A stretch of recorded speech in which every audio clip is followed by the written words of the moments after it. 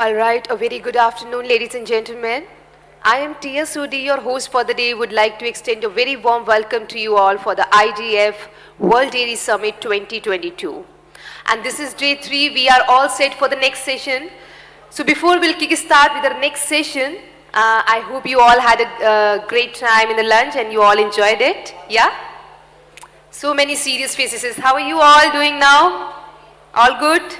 Yeah. Okay, so we are here for the next session, and again this session is going to be filled with learning, exchanging and exploring new ideas, and for which we have the dairy leaders between us will be coming up on the stage and they'll be delivering their speeches with the new ideas and vision.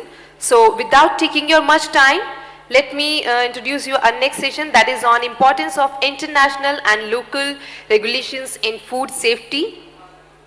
We have our session chair, Mr. Sanjay Dave, former chair of Codex Alimentaries Commissions. I would like to invite him with a big round of applause on the stage, so please. A very warm welcome to you, sir. Now, let us introduce our speakers for this session. We have the first speaker, Mr. Tom, Secretary of Codex. Yeah. A very warm welcome to you, sir, and he will be speaking on importance of international and local regulations in food safety.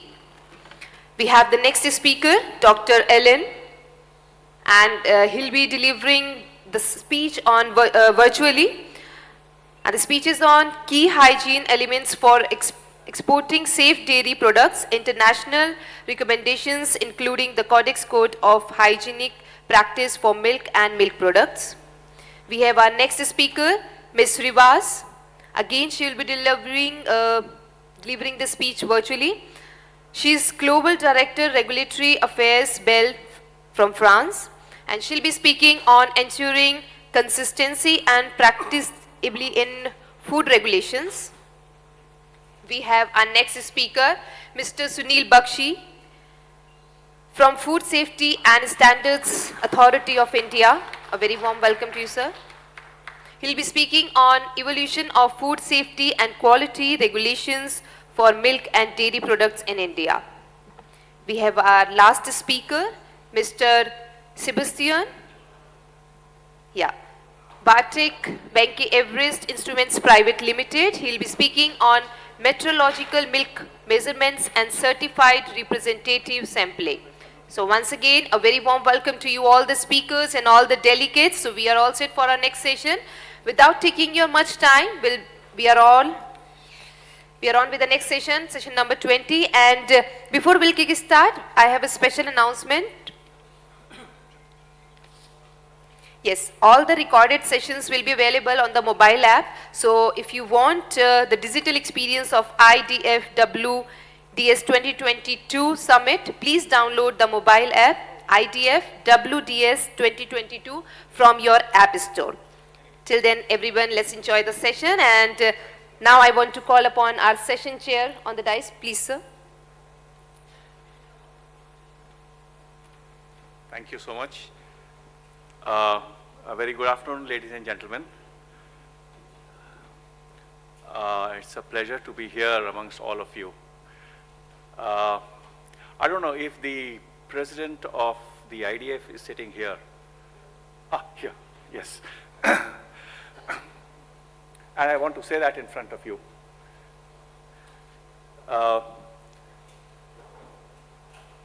I have been giving lectures in different universities and colleges, and I teach Codex, essentially. And before I teach Codex, I explain to them what is WTO, what is SPS, TBT, and all those things, and then I gradually come to Codex. And the first question that I ask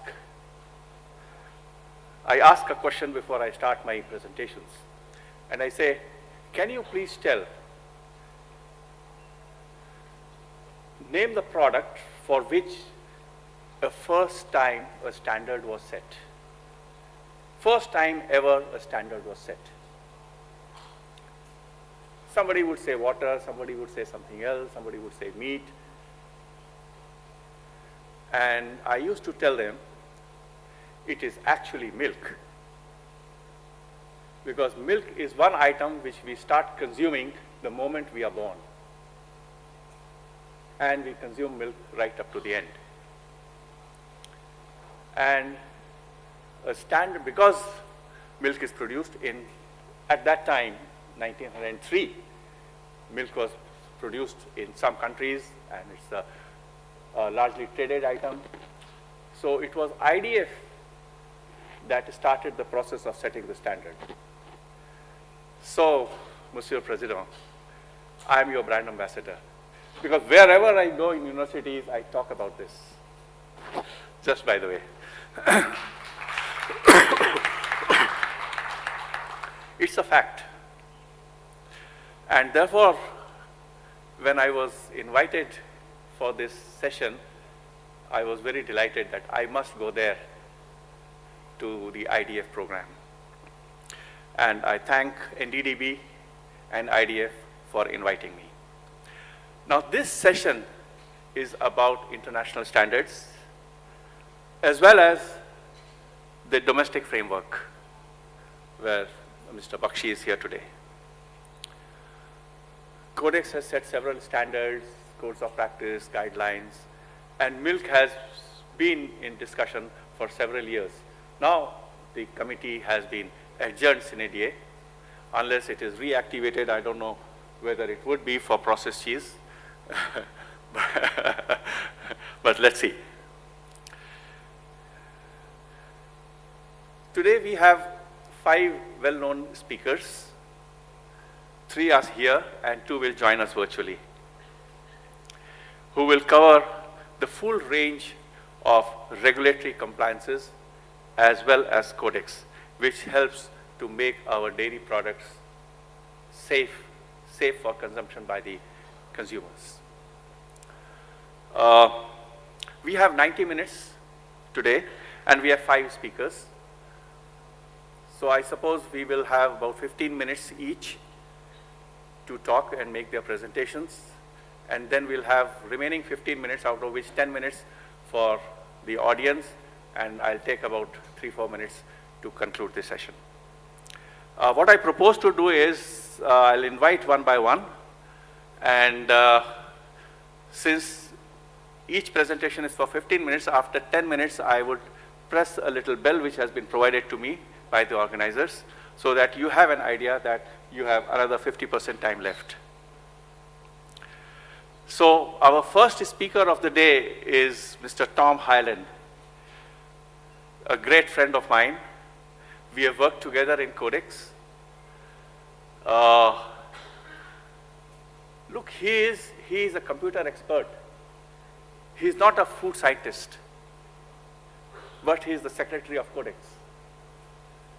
He's got a long experience of, I would say, more than 30 years. And the first time I met him was in the UNECE, which also sets the standards for several products, mainly fruits and vegetables. He's been very active in Codex work. He has got his entire team supporting him very efficiently, and that is the job of the manager, which is Tom. And Tom, I would like to invite you to come and make your presentation, and the subject of your presentation is... I changed it. Oh, you changed it? Okay. Okay, please come. Thanks. Thanks very much. Oh, here's my slide. Great, everything's there. So thanks very much, David, for those kind words. I don't know if I'm a good manager. My staff might think differently. And it was almost 10 years ago that we worked together when you were chairperson.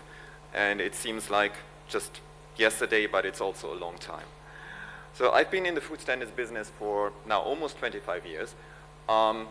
It's been an amazing journey for a mathematician and computer scientist, because I'm still learning every day this way, because it's a very different topic. Now, oops, okay.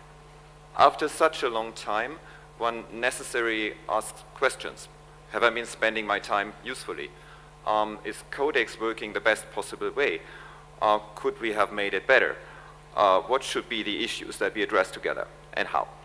So Codex is a tool. It's an international tool to set standards. And I think it's an excellent tool, and we have been working together very well, but we also need to continuously reinvent ourselves and question if we're doing things the right way.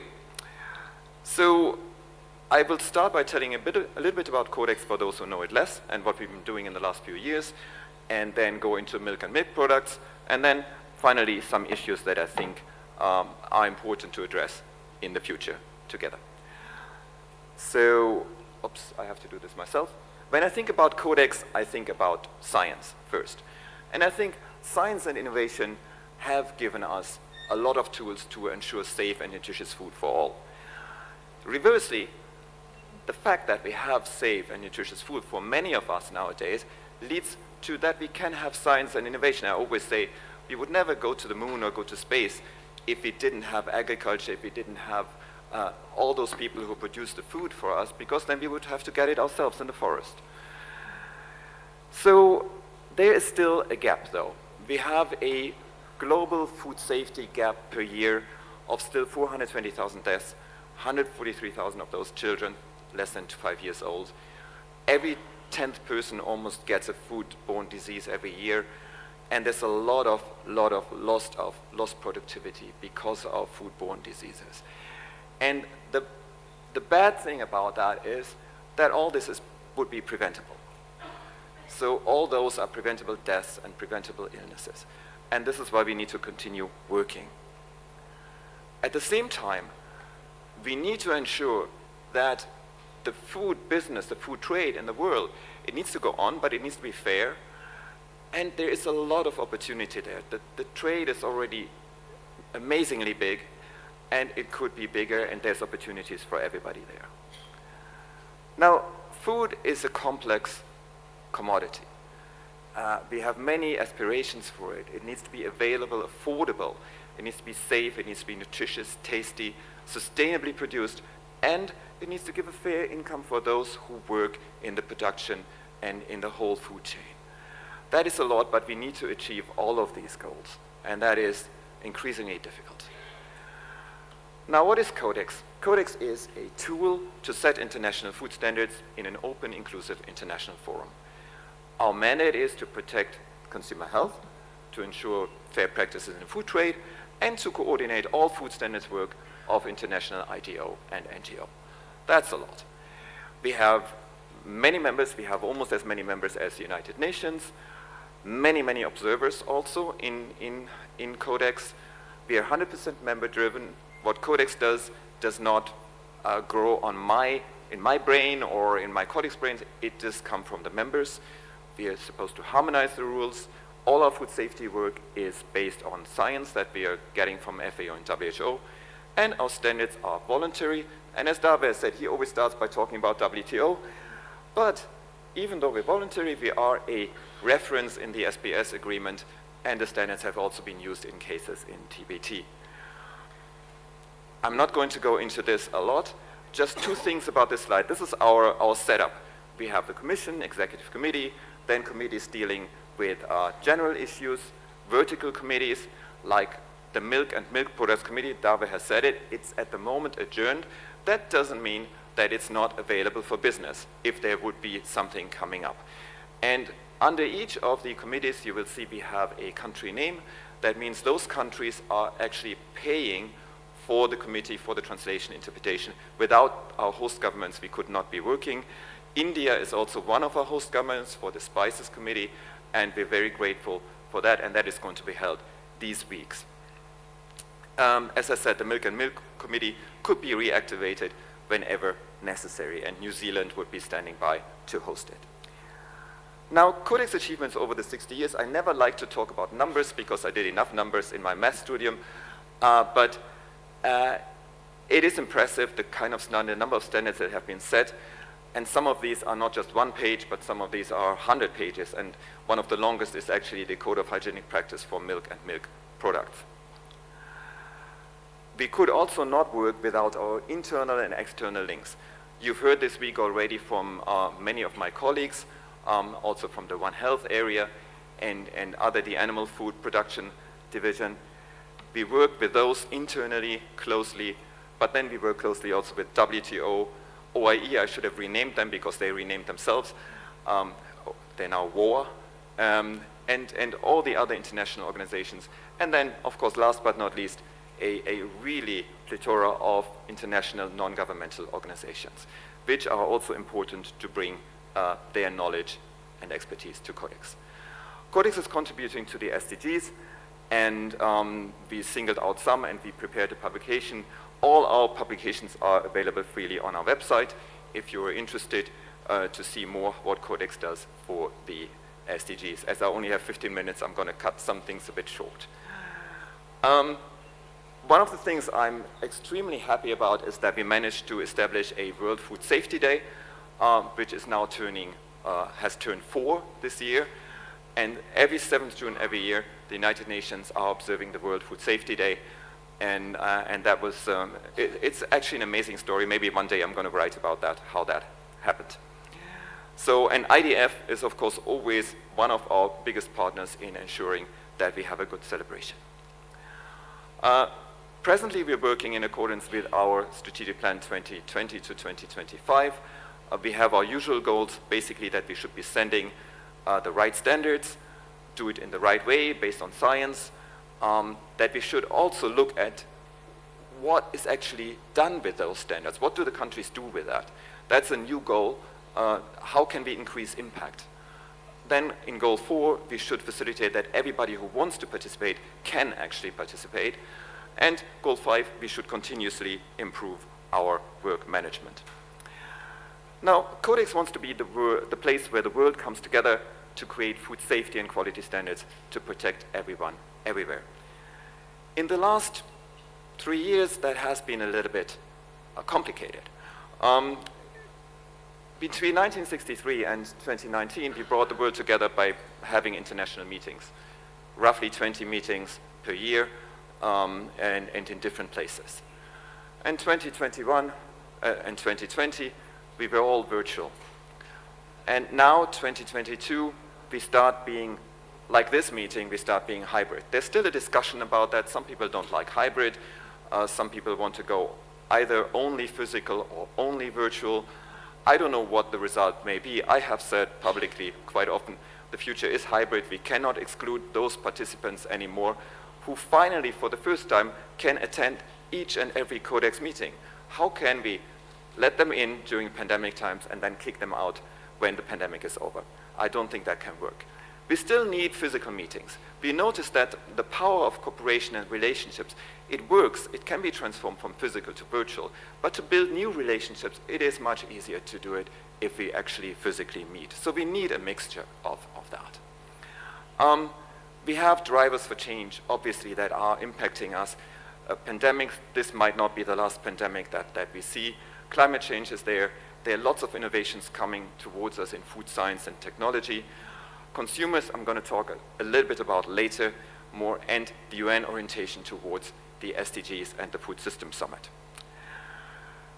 We have some new orientations in Codex. We have a group established that deals with the future of Codex, new foods and production systems, and to assess the usefulness of Codex standards, and co-sponsoring a project on the implementation of Codex text on AMR. That's actually a very interesting project because we finished updating those texts last year, and then the Republic of Korea came to us and said, oh, we want to establish a project helping developing countries implementing those texts.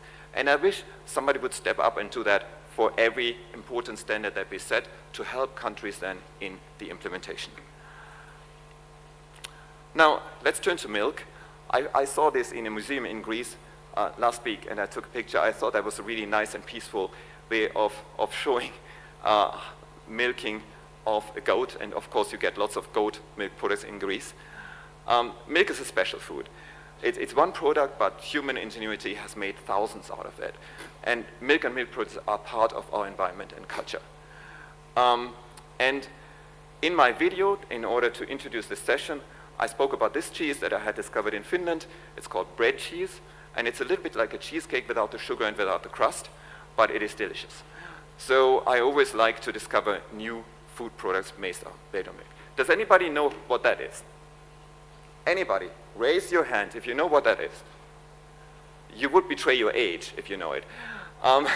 Because this is the report of the 1963 Joint FAO-WTO Committee on Government Experts on the Code of Principles Concerning Milk and Milk Products.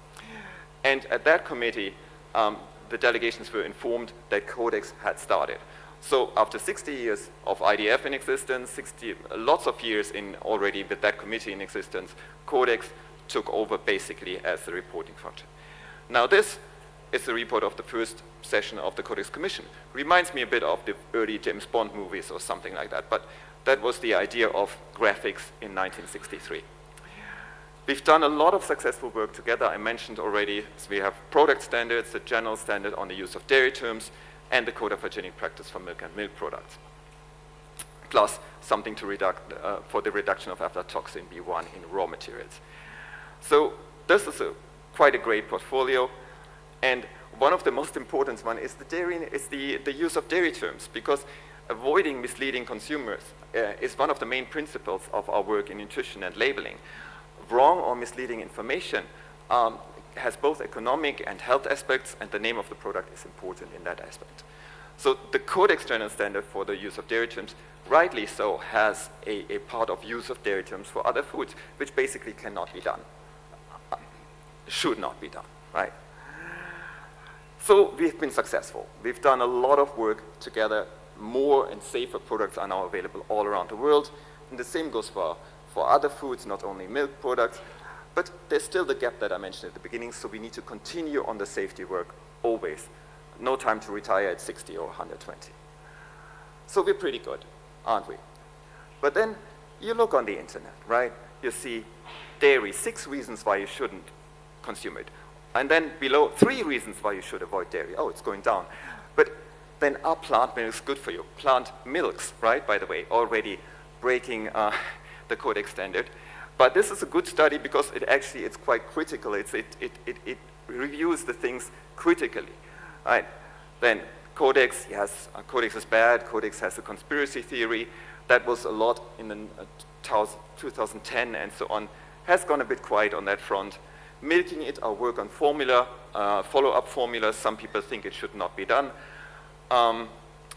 Then pesticides, yes, Roundup. That's a big controversy at the moment. Disinformation. Sorry, yes, I will be fast. Then we have in the labeling also some companies that are putting a sustainability. They put some number on it of what they think they should. But what does that actually mean to the consumer? It doesn't really mean anything, because what is the nutrition produced and what is the CO2 produced? I mean, it all needs to go together. We don't have a standard for that yet, and I think we need to talk about standards there. That one thing I found interesting, early Europeans could not tolerate milk, but they drank it anyway, so it must have had an evolutionary advantage to drink milk. Even if you couldn't tolerate it, you were already consuming milk products. And now, many of us can tolerate it, even though in the public, if you ask people now, they might say, oh, lactose-free product is a health product, or gluten-free product is a health product, which it is not. It's healthy for those who are actually allergic, but it's not necessarily healthy for those who are not allergic. So these things are kind of things that are in the public now. Oh, and here another one, plant drinks are not necessarily safer because they can also have microbiological contamination. So different doesn't mean safe. So in the last 120 to 60 years, the world has become overall a much better place. And thanks to the global community, I think, standards and science. But it has also become much more complex and much more confusing. The consumer is more confused than any consumer ever. They have more information available than ever, but they're confronting a mix of information creating different awkward beliefs that I already mentioned. That's not surprising because there's a rapid change and people are, oops, sorry. One should always switch off the phone when giving a presentation. Today's consumers must have the ability to evaluate risk, to recognize when they're being misled, and question not only other people's views, but their own assumptions. there are reasonable concerns, I think, that we need to address, but we are all actors in the food system. And if we are not willing also to pay for the price for a better, more sustainable food system, we will not get it. Farmers and food producers need to live too, and that's what we often forget, and we need to work together on what this system will look like and what is the price we're willing to pay for it. So food systems are everyone's business. I said before, food safety is everyone's business, but food systems are also everyone's business. I will skip those 2 slides, and I will conclude to make you, to give some peace to David, because I wanted to talk about one of his main issues that he had to deal with in Codex. But basically summing up, it's not really a summary because we cannot sum up, we can never stop, is change in all areas is the one thing I think that we can be sure of. So I think we should continue to work closely together and to innovate together, but not only innovate when there's a crisis, but continuously. We need to continue ensuring that food is safe and that the quality is good. And we need to be science and evidence-based. And we need to sell this evidence properly. We may expand in the future on the sciences that we use. Lots of my colleagues are talking about we need to look more into social sciences, anthropology, from which we might learn a lot about the standards that we have to set. But the scientific method must remain our basis. We need to keep in mind also that health is more than the absence of disease. Consumers are expecting more as well. We need to continue setting standards because the world will need standards and apply them in order to get anywhere.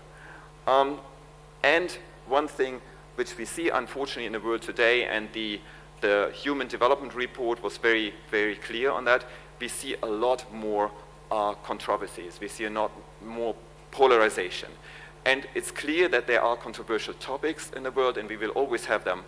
But we need to have creative and constructive debates about those issues because we need to solve them. So we need to learn, adapt, and invent and reinvent ourselves all the time, and also question ourselves continuously. And I would be very happy to receive questions from you later, and also about what you think about Codex. And what if we did things in a different way? What could you imagine? So I will close here and keep almost to my 15 minutes, and look forward to your questions later. Thank you very much. Thank you, Tom. Thank you, Tom. Truly speaking, and I would like to say that, and he's sitting here, India has really benefited from Codex. We started the harmonization process with international standards, that is Codex standards, way back in 2012. The work will never be completed, but to a very large extent, we aligned our standards with the Codex by end of 2016 or something, but that process continues. So thanks to Codex that we have really come a long way, and milk products have also benefited in the process. The next presentation is a virtual presentation by Dr. Alan Saylor, and you can see him on the beach, sitting on the beach. His topic is key hygienic elements for exporting safe dairy products. Dr. Saylor is a semi-retired person. I don't know what is semi-retired. Certainly retired but not tired. And he serves as the managing partner of CF SRS, and his professional career spans over 40 years, including 16 years as a state and US government federal dairy regulator, the USFDA and USDA, and 24 years as a dairy industry advisor. He's been a member of the IDF. And he is also a well-known face in Codex meetings, OIE, ISO, WHO. So over to you, Dr. Alan Saylor. Thank you much, and good afternoon to all my colleagues. I have missed being in India. I was looking forward to it, but things do happen, and I do appreciate this opportunity. My task is to, in 15 minutes or less, to provide some insight into the Code of Hygienic Practice for Milk and Milk Products. And it is a 49-page document. Tom had alluded that it was a longer document. And as I looked at it, I thought, why am I making this presentation? My colleagues are certainly more intelligent than I am. They don't need me to be going through and pointing out things. And then I discovered something. In order to understand this particular code, you have to reference many other Codex documents and activities in other Codex committees. And all of a sudden, the simple 49 pages became very complicated. So in a short time, I'm going to try to uncomplicate them partly. Tom already said this, but I thought this was an interesting slide. And by the way, my slides are information dense. I will only cover 1 or 2 points in each slide. I will go quickly, but it is important if you see anything and maybe there's something that I did not allude to, you can go back and look at the presentation later. So, moving ahead, one of the things that was rather shocking to me is the amount of economic cost that foodborne disease is around the world. This is economic cost, and the worst part of this is not the economic cost, which by the way is huge. It is actually the illness and death cost. And so I took some WHO figures, and these are all straight from WHO, and I was quite surprised. As you look at different places around the world, and I didn't post all of the regions, by the way, just for brevity, you start seeing that foodborne illness, and this is not just from dairy, it is all that there are lots of people. Southeast Asia, 50,000 people die. In the Eastern Mediterranean area, you have 32 million children that become ill. 37,000 die every year. Even in Europe, an area that we think of as very advanced in their sophistication, their food safety systems, 5,000 people die. And as Tom said, I'd like to repeat that, this is all unnecessary deaths. So as you continue through, my apologies, Africa is almost the most shocking. 1/3 of all the global deaths of foodborne illnesses are in Africa. And what could we do if we just reduced that by 10%? And can we? The answer is yes. So do these codes actually, if we follow them, do they have the ability to reduce deaths? Well, this is another slide I'm not going to spend much time on, but what I think is most important in this slide is that 7.7% of the Earth's population experience foodborne illness every year, and 7.5% of the world's population die of foodborne illness every year. I'm taking these, please do not think I've invented these or added these. These are from references I'm happy to provide, but that is quite shocking. So, WHO has put together some interesting efforts to look at this in more detail, and with these figures, I think we need to. Is part of that effort, do we need to start spending more time on more updates and more details related to some of the food safety codes in Codex? I think the answer is yes. And it's not only human illness, but it's animal disease, zoonosis, that infects humans as well, and that comes through some of our foods that we eat.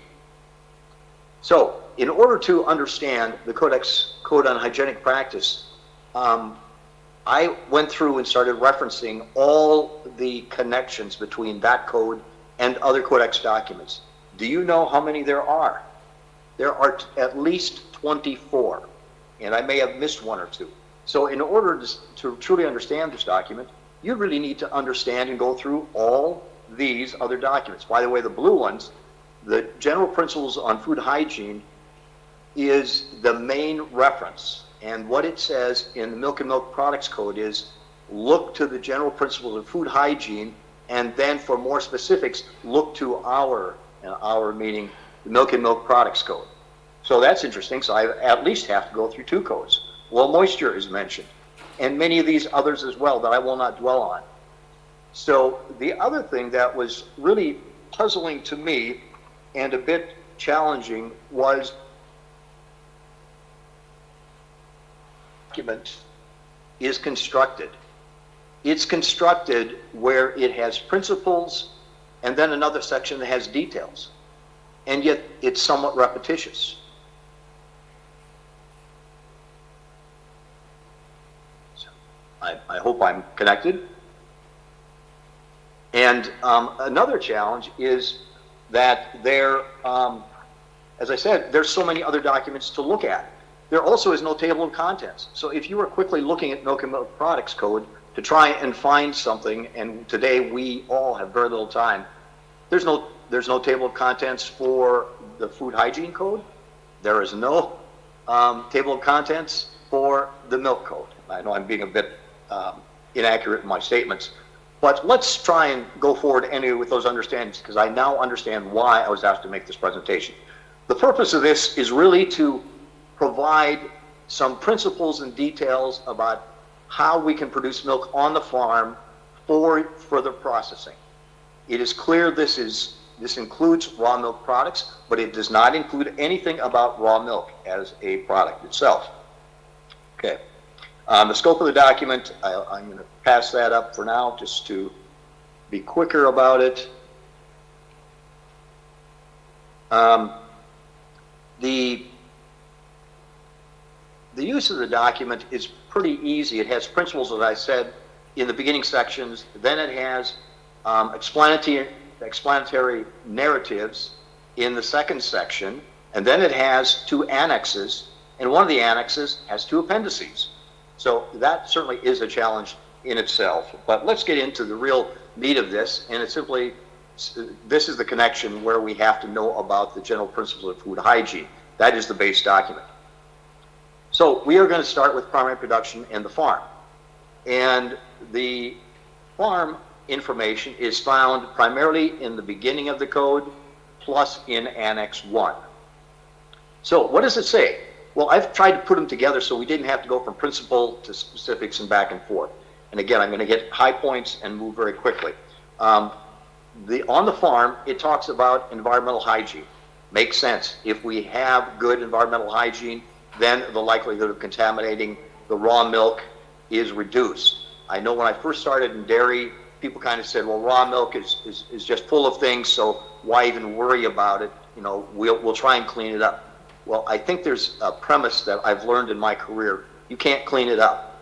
You can kill off some microorganisms, but you can't make it much better. So we have to start with really good milk on the farm, and that is based on a number of these things. Good hygiene, the area where we house the cattle, the areas where we milk the cows, and without going into detail, the code talks about this and gives you some broad-based ideas. And in fact, if we had no government regulations and you started a dairy, whether it be on the farm or a processing facility, if you use this code with the other associated in producing a very safe product.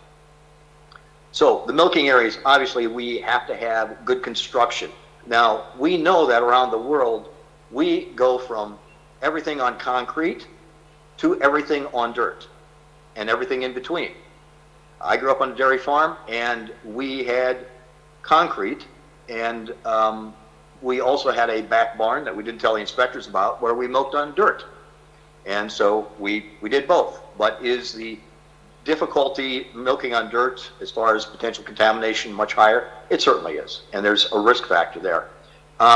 There's also cows become ill sometimes, and they are so important to the dairymen and the dairy women that while the consuming public may think we don't treat them very well, I can assure you we treat them very well because they are our livelihood. If cows are happy, they produce more milk.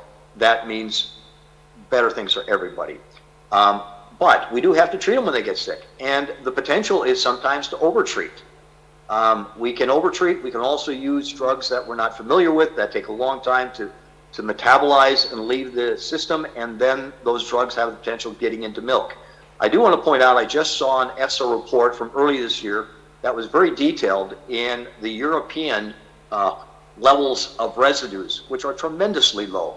And the U.S. has a report that we publish every year on, I think it's over 5 million tests, both of the finished milk and milk coming off the farm. and the percentage of drug residues is almost unmeasurable because it's so small, which is what we want.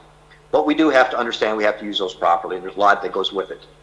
Feeding animals, another way to have contamination. And one of the ways that it can happen is some of us use silage. Fermented haylage and corn and other types of fodder are easier to digest. They provide more nutritional benefit to the cows, but they also have the potential, if not managed properly, to produce toxins. Mold produces toxins, and these toxins are metabolized by the cow and get in the milk, and then from the milk they get into our dairy products, and they can make people quite sick. Animal health is so important. In some parts of the world, we have very strict... Would you like to summarize now? I sure will. So anyway, what I'd like to do is just point out the fact that we have lots of different categories of things we can do on the farm, and I'm going to go through these slides because you can refer to them quickly at a later date, and there's a lot of information here. But I do want to end up with the dairy farm. Now I'm not going into the same detail as I did on the farm, but the code also covers all of these different areas that I've highlighted in the different brown color, at least looks like to me. And it really is how to run a food facility, how to ensure that you do not contaminate the product, and it goes all the way from what comes in to the finished product going out. So the whole premise of the milk code, as I wrap up, is that you have to have controls in place from the very beginning, the animal, to the milking, to the transport of the milk, to the processor, and to the processor to the consumer. So with that, I would just like to say thank you. I know that was a lot of information and the slides went by pretty quick, but I think sharing, and we'll be available for questions. Thank you. Thank you, Dr. Alan Sayer. We might have some questions for you from the audience towards the end of this session, so I hope you will be available. But this has been a very useful presentation.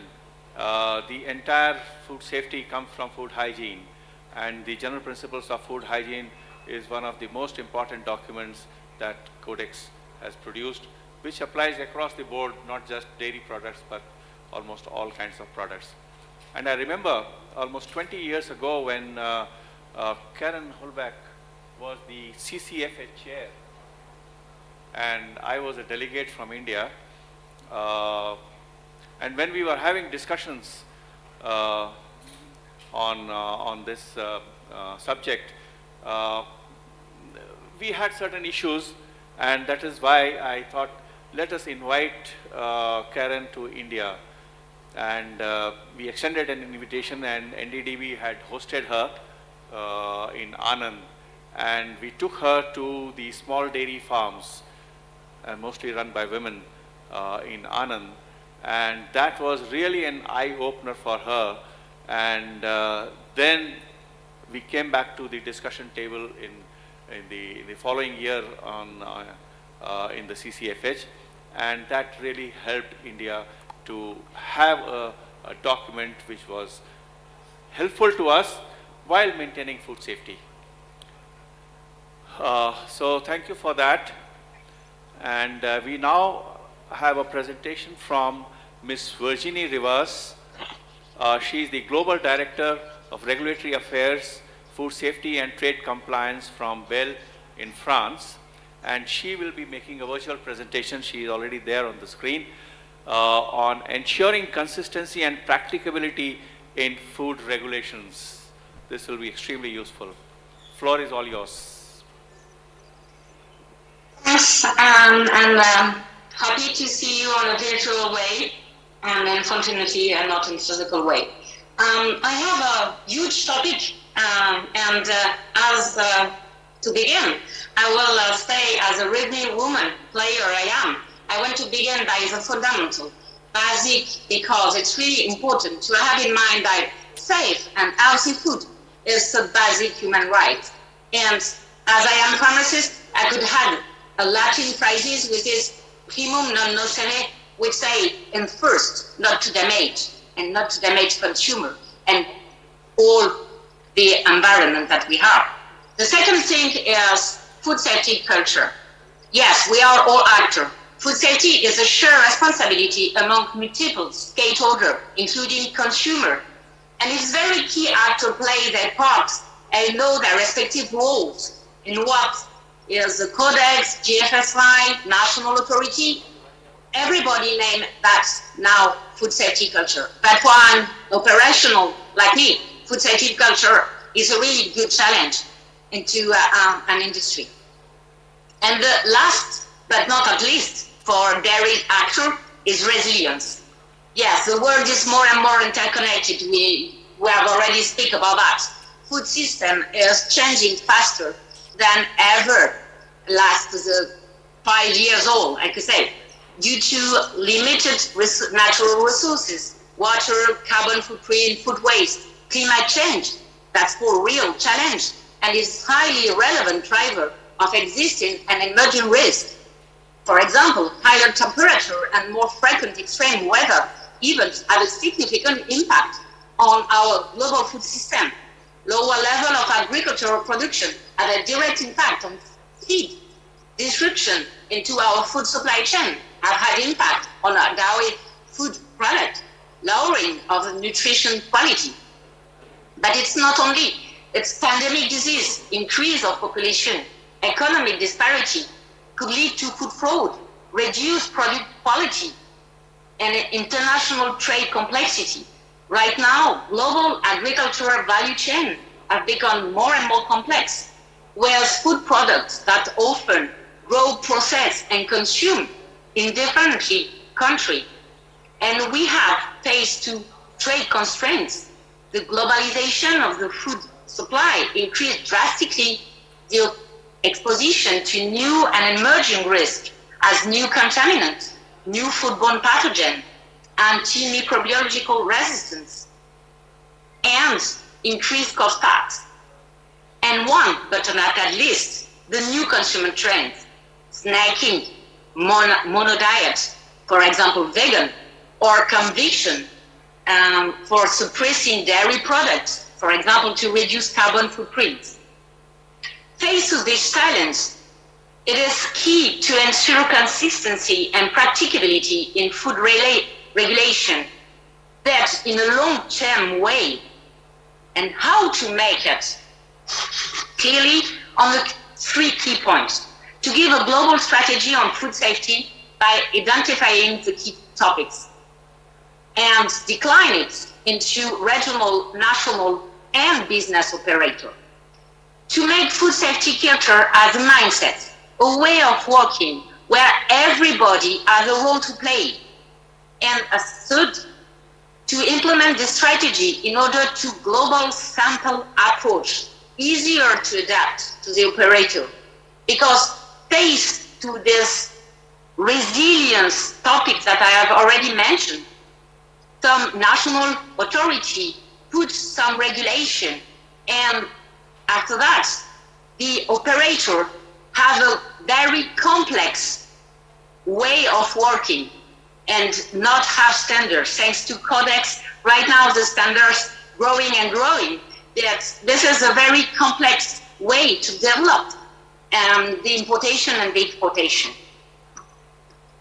If we look at a global strategy on food safety, what it is important is to have at the international level, we have different documents and goals that allow us to have a global strategy. First of all, we have the One Health approach. Yes, One Health approach is something that right now, we cannot say it's only CSR. It's part of our DNA. We have to take into account, and as Alan said, there is an interconnection between animal disease and us. Clearly, One Health monitoring surveillance system should clearly include chemical hazards. Climate have negative impact on the food system by monitoring the persistence and the transmission of pattern of foodborne pathogen and contaminant on resources. And we saw that on the different crises. As we look at the One Health shame. It's very clear that right now everything is interconnected. And we have to take into account when we speak about One Health, not only the health of our consumer, but the health of the coal and the health of our planet too. The second topic is, and that was already speak about, as an integral part of the Sustainable Development Goal. If you look at some different goals that I have put on my PowerPoint, you will see that we are an integral part. Food safety is really integrated on this TDG, on the end poverty, to loss association with unsafe food, to unsafe food create a vicious cycle of disease and malnutrition, to see that we have people who are contaminated and died with biological and chemical agents, to loss of increase of development of the agri-food sector for food waste. And the COVID show us that we have to be resilient and we have to think in the long term, but we have to be agile in the same time. We are a little bit schizophrenic, I could say, on this topic. To be clear, there is a global strategy defined for mid-long term by the World Health Organization, and this objective is clearly to guide and to support member states, but not only the member states, every actor to the end-to-end, farm to fork. For me, it's the end-to-end. To prioritize, to plan, to implement, and to monitor and regulatory evaluation. For sure, this is clearly a quality mindset, a PDCA, plan, that, do, act, check. We have to do that if we want it to be efficient, if we want it to be agile, and if we all actors play their role. And this strategy gives stakeholders tools that they need to strengthen, not either the national food safety, but the collaboration with partners around the world. I think the key word is interconnected. Interconnected, it's not only on national authority faced to other national authority, but with the help of, as IDF, as the French Dairy Association, because I am French, sorry for that, that to be near the authority, to share with them what we have learned, what we have the practice for that. If we want it to be agile, we need to work together and all the actors on this topic. If we look at the global strategy, we can clearly make a scheme very quick and very thin. We have 4 parts. It is clearly the forward-looking, and the forward-looking, what is it? A food safety system should be equipped to identify, evaluate, and respond, for sure, to emerging issues. The food safety system must be transformed, and as I said, from reactive to proactive system, especially when addressing health emerging risks at human-animal ecosystem interface. That is the new challenge for them. For sure, evidence basis, and the IDF is a good example. Food safety risk management is based on science. The collection, utilization, interpretation of data lays the foundation for building evidence base for the food safety system. We need to have evidence bases solid if we want to go further, and especially on the dairy world. And people-centric. We lost a lot of time people-centric, thinking that it is marketing or commercial, but not. Right now, consumer, people-centric is very key, because they decide what is good or not. And it is a driver. And we have to take into account their wishes, what they want, what they need. And they need to be reassured. They need to have confidence on the dairy product. They need to have confidence on the food. They need to have confidence on the communication that we do. Not only reactive communication in case of crisis, but on the peacetime. Communicate on the peacetime, train people on the peacetime of what it is dairy process, what it is processing cheese, what it is the industry and the dairy processor can link to release them about how we focus on their safety and the safety of all our ecosystem. And for sure, we have the food trade security. What doesn't mean it's cost effective. Promoting food safety is essential component in domestic and international trade. We need to know what happened into our neighbor. We need to understand why some trade and some level of contaminants is different from our country to another country. And to harmonize this level of contaminant, of pesticide, of forbidden, and so on, because it's key. It's key because we are on an international trade. If we look forward on the global strategy, we have... Sorry? Madam, may I request you to please summarize? We are already running out of time. Yeah, for sure. Thank you. That is for looking, we have clear organization. That means clear organization on the authority, clear organization on the food operator. Regulation need to be clear but flexible, which is important is to heard about the food operator. Cooperation between operator and authority is really key if we wanted to go further and if we wanted to be more safe. Harmonization of the control, because it's important to have a global harmonization of the control at the border, especially efficient food system considered at each level. I will not detail the 4 people, but I will just show you what are an operator do. An operator actor in practice, what he do on food safety implementation. He have different actors, and for each part of the actor, he apply the rules. He is actor, but he have to train the people into this ecosystem. And it's very key to have this food safety culture. And the logistics, the transport do not have for time this food safety issue and food safety culture. Marketing on labeling, as you said, on environmental labeling and so on, do not have this food safety culture.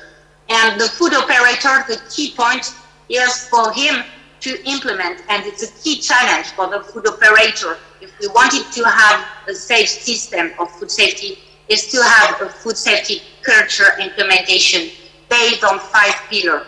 The vision, the people, the consistency, the ability to adapt.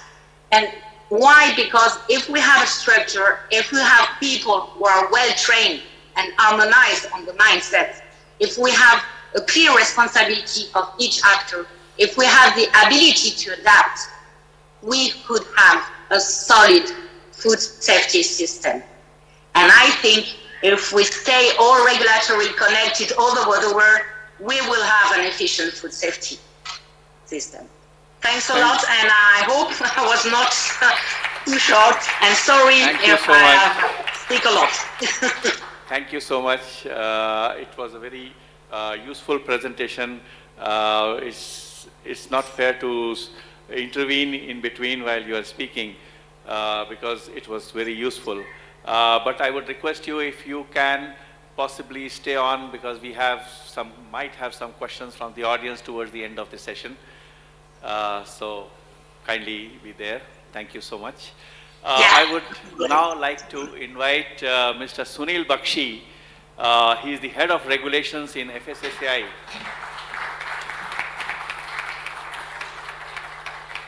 And he will be talking about the evolution of food safety and quality regulations for milk and milk products. He is himself a dairy person. He has more than 30 years of experience, if I'm right?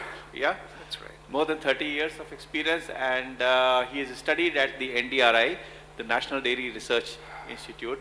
And we have worked together for a very long time on Codex matters. He has also been the chair of Codex Coordinating Committee for Asia, and he is currently, apart from his role in FSSAI, he is also a member with the WHO Technical Advisory Group as a food safety and as a food safety expert. So over to you, Bakshi ji. I'm sure you will have a great presentation today. Thank you, Mr. Dave, and a very good afternoon to everyone. So basically I'll be taking you through pertaining to milk and milk products in India. And what we'll go through is having a brief glimpse of old food regulatory system in India. Of course, most of us are already aware of that. And the new food safety regulatory framework that is presently enforced under the mandate of the Food Safety and Standards Act, which came into being in 2006. And then I'll also give some information about our participation with Codex and IDF, which helped us a lot in framing these regulations, and some key messages. So as you see that historically we had almost 8 different acts, regulations and orders which were in place regulating food safety and related matters in India. And it was a totally fragmented sort of legislation, and food business operators had to deal with all these orders, rules, regulations which were administered by the different departments of the government. And the principal regulation or the act in this was the Prevention of Food Adulteration Act, which was an encompassing sort of a legislation which covered all the foods. All other orders were focused on particular food category. And for milk, we also had a Milk and Milk Products Order of 1992. And these two were the principal sort of legislative frameworks which were applicable to milk and milk products. So old food regulatory system, as I said, that Prevention of Food Adulteration Act and PFA rules, and Milk and Milk Products Order. If we see Prevention of Food Adulteration rules, it was basically focused on adulteration. Food safety was at the background, not really touched upon by this legislation. Standards were very dated. They were not really based on sound science. As I said, since prevention of adulteration was the main focus, so safety was not very much addressed in these standards. There were harsh penalties. Even for minor labeling non-compliances, the food business operator would go to jail. He would be imprisoned for that. There was no concept of self-regulation by the food businesses. It was more of inspection by the regulatory authorities, which was largely taking place at the field level. And it was administered by the Ministry of Health, not their primary role. It was an additional responsibility for this ministry or the department. And Milk and Milk Products Order, again, it was focused on basically maintaining adequate supplies of desired quality of milk and milk products. So here again, safety was very minimally touched upon in this legislation. And it was handled by the Department of Animal Husbandry and Dairying. So there was overlapping mandates, and it was tough for both the regulators as well as the food businesses to cope up with this fragmented legislation. Then came the Food Safety and Standards Act in 2006, which was the first integrated law on food that was passed by the Parliament of India in 2006. It had very clear objectives, which are listed here, 5, consolidating multiple laws, which I showed you in the previous slide, established Food Safety and Standards Authority of India, which will be the main body at the central level, making policies and regulations and issuing directions to the states in ensuring food safety of the products which are marketed. So Food Safety Authority was established in 2008. So the mandate that was given to the Food Safety Authority was laying down science-based standards. So science basis was first time mentioned in the legislation. And also the Food Safety Authority has the mandate of regulating the entire activity of the food chain, which is manufacture, storage, distribution, sale, and even import of the food products. But incidentally, export is not covered under our mandate. And all this was basically meant for ensuring safe and availability of safe and wholesome food for the consumers. So if you see that food safety under this act, all activities across the food chain are covered, which starts from the farm, not really the farm, and up to the point of consumption by the consumers. So the act says that all types of foods are covered in this. whether it is animal origin, plant origin, whether it is water, semi-processed, raw or processed foods, that also is covered. Then we have genetically engineered foods, organic foods, even nutraceuticals are covered under this act, and substances and water used in food. But what is excluded from the scope of this act is the farmer or the farming operations. So farms are not under the mandate of the Food Safety Act. Supplies used or produced in the farm. Then we have crops or products or crops produced by the farm at the farm level. They are also not covered by us. Live animals and animal feeds. So therefore, a problem emerges here that what is produced at the farm level, most of the food safety issues emerge from there. So how do we control that? That we are not able to do, but we are taking some steps in that direction. So this Food Safety Act has got some general principles of food safety mentioned over there. It basically covers both human health as well as fair practices in trade, which is generally the mandate of any regulator that you see across the world. Even Codex also looks after these two aspects. And it says that whatever risk management decisions are taken by the Food Safety Authority, they have to be based on a proper risk assessment, which is based on available science and also takes into consideration other factors which are related to matters on food safety, which may include your agricultural practices and other related matters. And this act also says that when we frame regulations for food products, they should be based on the prevalent practices that are existing in the country, and also take into consideration international standards and practices. But it also says that where the Food Safety Authority feels that these international standards and practices will not be able to achieve the level of protection that it desires to have, in that case, then it can have its own risk assessments done. And that should be based on the available scientific evidence. And again, then it says that the transparent public consultation should be there, and protection of consumers, prevention of fraudulent, deceptive practices, and preventing sale of unsafe and substandard or adulterated food in the market. So these are the general principles of food safety which are explained in this act. This act also sets a very clear process of framing regulations. The process I have given over here, you can see that we have mentioned in this process some bodies like scientific panels and scientific committees.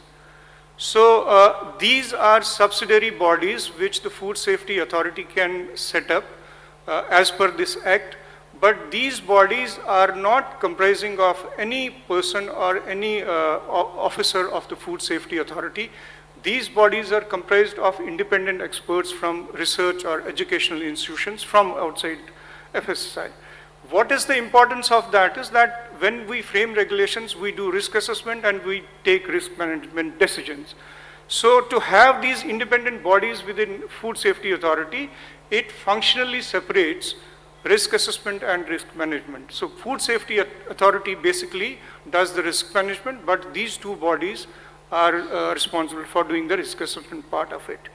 Then when the regulation is framed and approved by the Food Authority, we notify it for public consultation, and if it is a draft regulation, after the comments are received, these regulations are also notified to WTO member countries, and once the comments are received, then the draft regulation and the comments, they are again reviewed through the same cycle of scientific panel, scientific committee, and Food Safety Authority, and when the finalized regulation is there, it is then notified as the law. In this all process, we see there is scientific basis, there is transparency, and there is inclusiveness, since public is also involved in providing comments. So evolution of regulation, some information about that. Immediately after this Food Safety and Standards Act was enacted, then Milk and Milk Products Order 1992, they were subsumed as Milk and Milk Products regulations within the Act. Then in 2011, we came out with 6 principal regulations. But again, these regulations contained legacy provisions from the Prevention of Food Adulteration Act and the Milk and Milk Products Order, because the authority was not ready by then to frame its own new regulations. The new setup had to be framed and all that.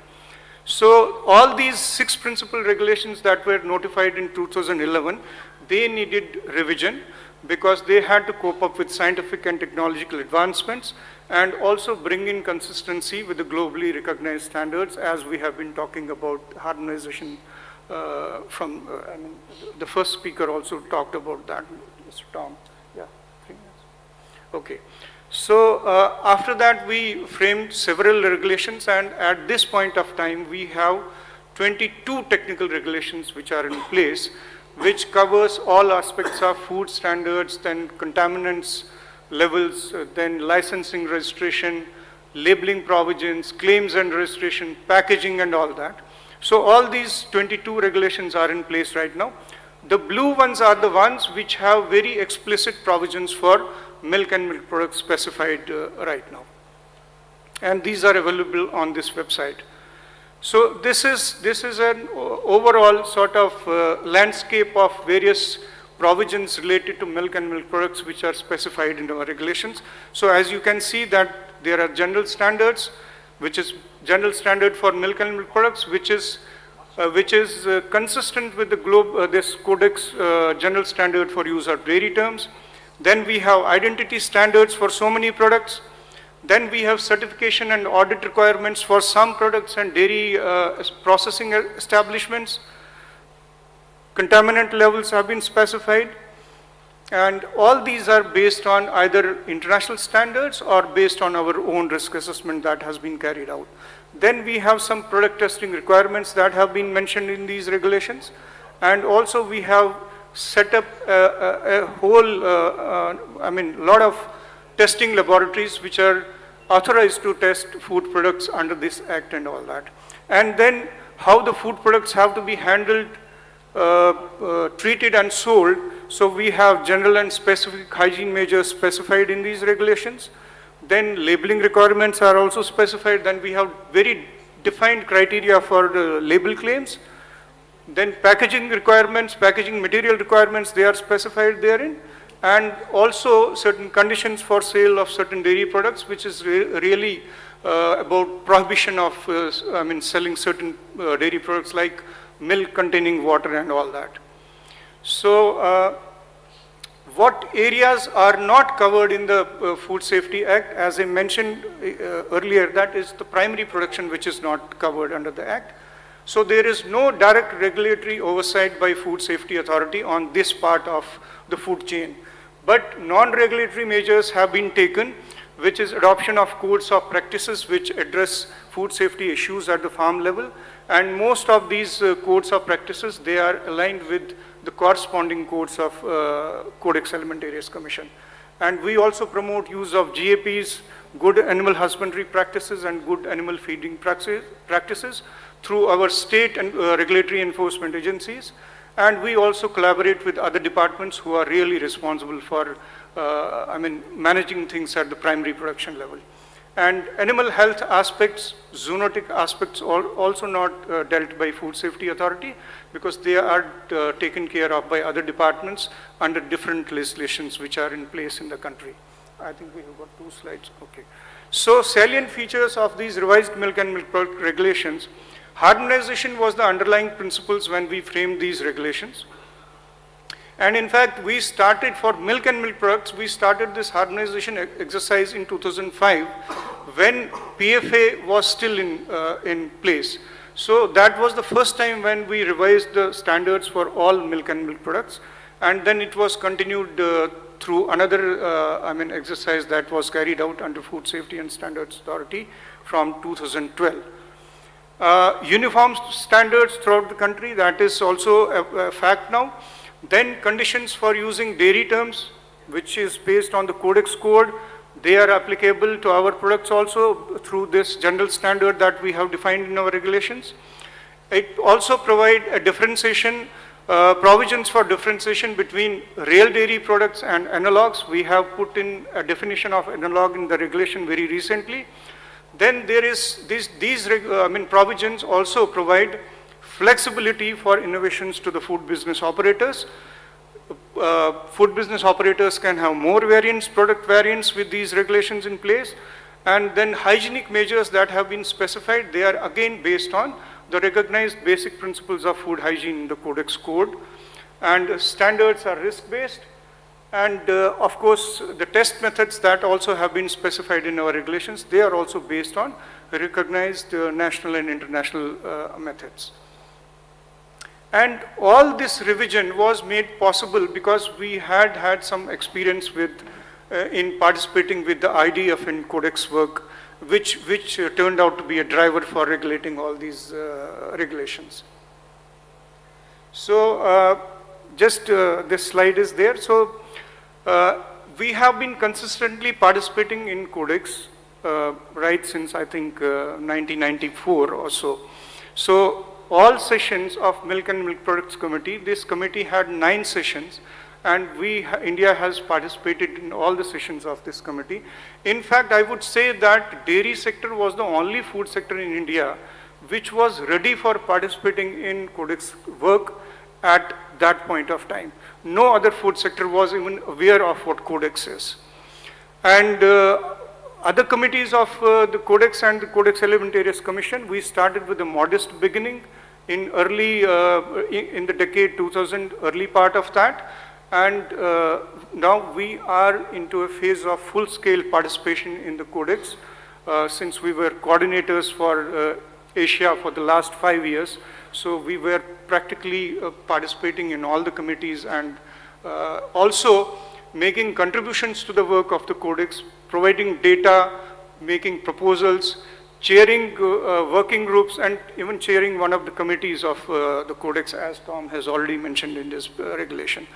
And also, it would not be out of place to mention that we also collaborated with IDF consistently, and that was possible through NDDB and Indian National Committee of the International Dairy Federation. And we participated, collaborated with them on matters related to Codex, which was under the consideration of Codex at any point of time. And some of the significant successful participation of India in collaborating with IDF and as well as Codex was that general standard for use of dairy terms in which the definition of milk has been given, which encompasses milk of all animal species. There is no differentiation. Then standards for individual cheeses. Buffalo milk was included as raw material for making these cheeses. That is how we are able to make these cheeses with our own raw material in India also now. And Code of Hygienic Practice for Milk Products, Mr. Dave has already mentioned about that. Then risk analysis principles for food, Codex Committee on Food Hygiene. We led that work. It was chaired by India. Then general principles of food hygiene, the first time also, and when it was revised in 2020, we were actively participating in this work also. And labeling of non-retail containers, that also was led by India. So that is how the, importance of collaborating with international agencies has helped us a lot in our work. So key message is that here we have a food control system, which is essentially based on a model national food control system that Codex has explained in its texts. And this provides an opportunity for the dairy sector to streamline its operations so that it can come up with very high quality products and all that. But what is important that managing quality and safety must include all the steps of the food chain, dairy value chain, and specific focus is required to be given on how raw milk is produced. So since that, as I said, is not actually covered under the mandate of the Food Safety Authority, so it's more responsibility. This is the last slide. So it's more a responsibility of the food business operators to take care of that. And adapting to this new regulatory system, of course, would help the dairy industry in India to have enhanced competitiveness and also increase consumer confidence. Thank you. Thank you.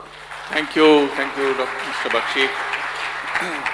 You've really taken us through a journey in 20 minutes the work that we did in 20 years.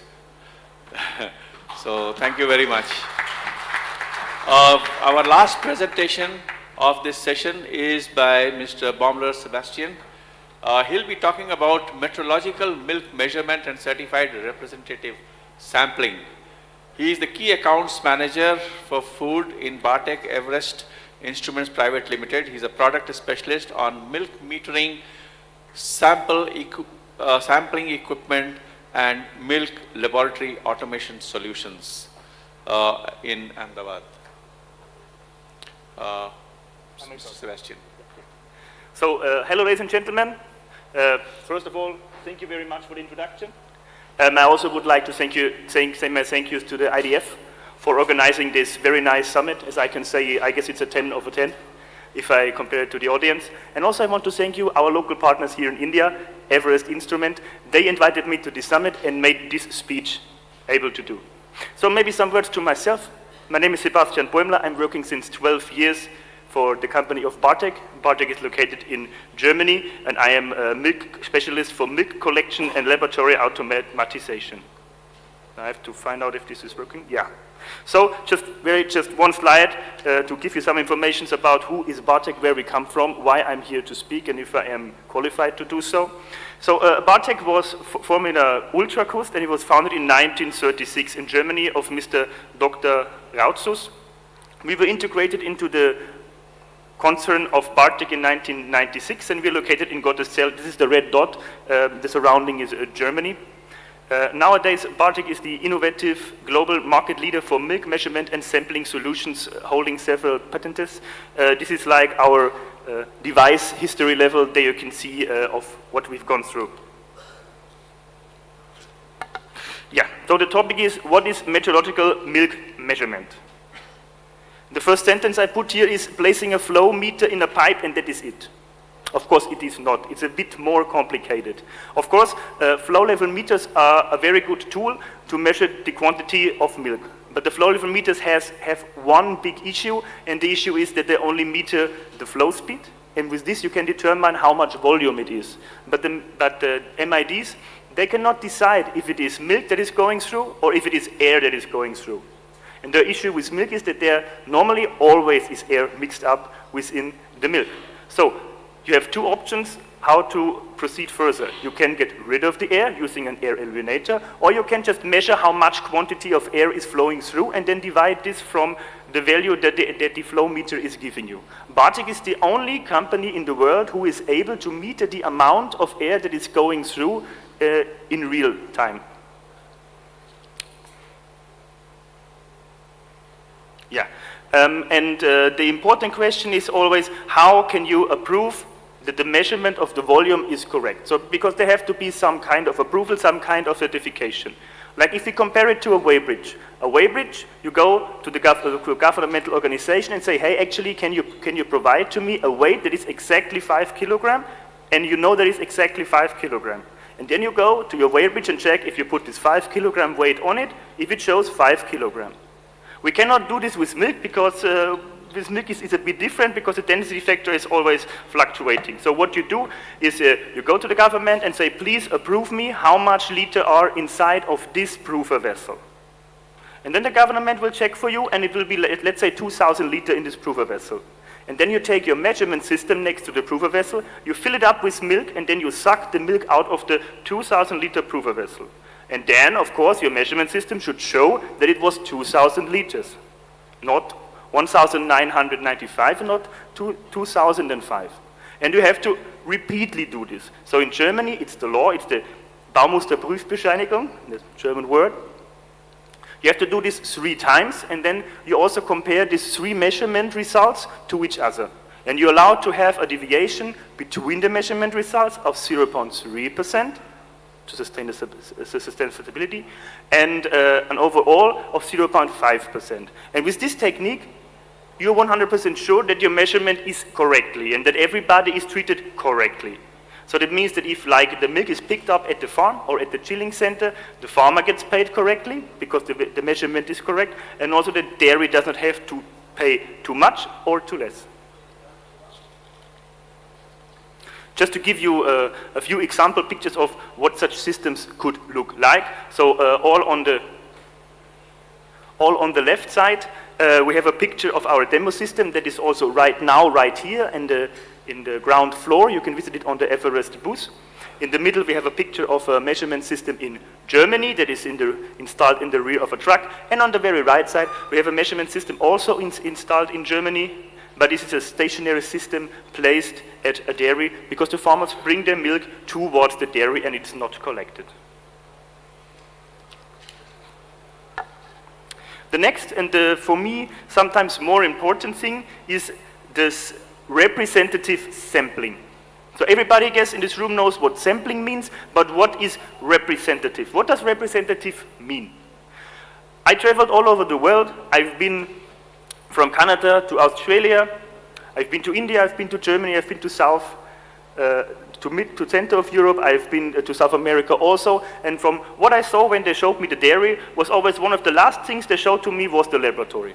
Because from what I experienced is the most dairies are very proud of their dairies, and they also give a lot of budget to the laboratories because they know it's important, because they want to keep the quality high. What is a very good thing. It's a good thing to spend money on quality. But then I see all these very modern analyzers that give you a perfectly result of the composition of the sample bottle, but not the composition of the tank where you have taken the milk from. This is why it is so important. This topic is very often overseen. You know, it's like, okay, we have the sample bottle, and now I have to find the best analyzer possible that gives me the result of the sample. But it is much more important to get a good sample, because otherwise the analyzer does nothing to you. Sebastian, yeah. Could you please speed up, summarize? Okay. So I have to hurry up a bit, sorry for that. Just to maybe I step a bit further, how you can prove that your sampling system is working accurate. What we do in Germany is we fill 3 different vessels with 3 different volume sizes, let's say 8 liters, 300 liters, 600 liters. Then we take a manual sample, so we mix it very well, take a manual sample, put it in the refrigerator for waiting, and then we wait minimum 4 hours, and then the sampling system has to arrive there and suck the totally deviated milk, because all the fat will go on top and all the water will be down, and then you have to collect this milk from these different size containers, and then it is compared by fat level to the 4 hours before taken samples. And it has to be accurate. It has to be almost the same. A deviation of 0.1% is okay. So this is just an example of what such a certification then could look like, or what it is looking like in Germany. And with this, you can assume you just know that your sampling is accurate and it's proven. And then you can also invest more money in analyzers. So maybe I just go to the last page, and this is something that is maybe give a last thing to you, or maybe a question to you. It's like we should invest more money into such sampling systems, because one single farmer or driver or what person ever that puts something into our milk and gets undetected can harm the whole dairy industry. We know this from different examples, South America, European also. If he gets undetected for some time, the media will make a huge bubble out of it and say all milk products are not safe. And this is something that we do not want. So thank you very much for your attention. If you have any question later on, you can just give it to me. And also you are gladly invited to go to our booth down, Everest Instruments, to see the system or to go to get deeper into the topic. Thank you, Mr. Sebastian. I'm really sorry for having to ask you to summarize. The colleagues of NDDB have been nudging me to please close this session because the minister is waiting. So we hardly have any time for any questions unless there are any pressing points that somebody would like to make. If not, I would also not venture to summarize. We can take one. And please be very quick because we hardly have any time now.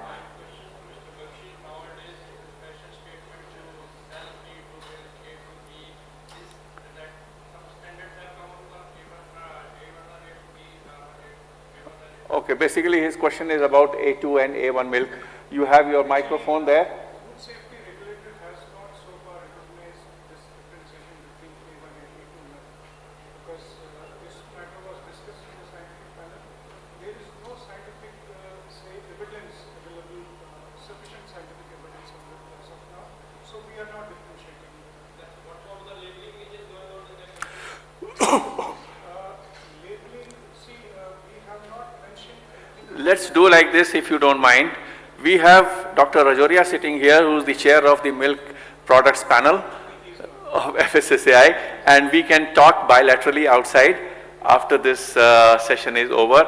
I would not take more time even to summarize what we have discussed in this session, except that we need to continue our engagement globally, both IDF and Codex, of course, and ladies and gentlemen on the screen, for setting better standards for ensuring the safety of the health of people and for facilitating trade, which is the crux of the SPS agreement, the Codex, and the FSSAI Act put together. Thank you very much, and I believe we have some mementos to be presented. We'll do that quickly. And for the guests who are on the screen, we'll present the mementos to you virtually.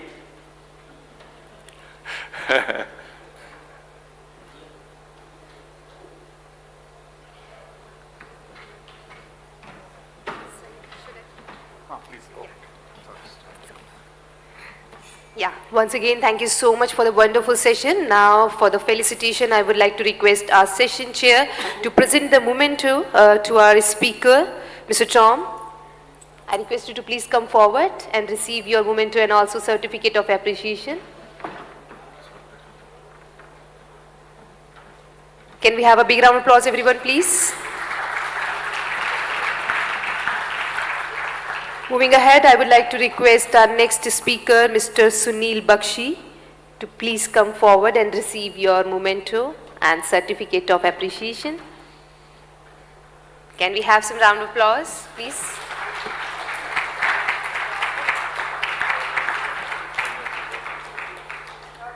And our next speaker, Mr. Sebastian.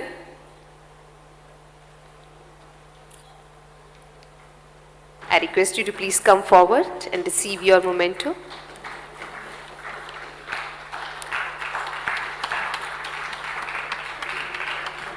And at last, to present the memento and certificate of appreciation to our session chair, I would like to invite Mr. Martin on the stage, CEO of International Committee for Animal Recording from Netherlands. I request you to please present the memento and certificate of appreciation to session chair. Once again, many thanks to all our speakers and our session chair for the amazing session. Thanks a lot, everyone. Now moving ahead, we have a short break and we will be meeting in next 5-10 minutes. That is at 3:50 for the next session. Session on feed, food and waste. At the same hall, Rathi Hall at 3:50. Till then, thank you so much and keep enjoying.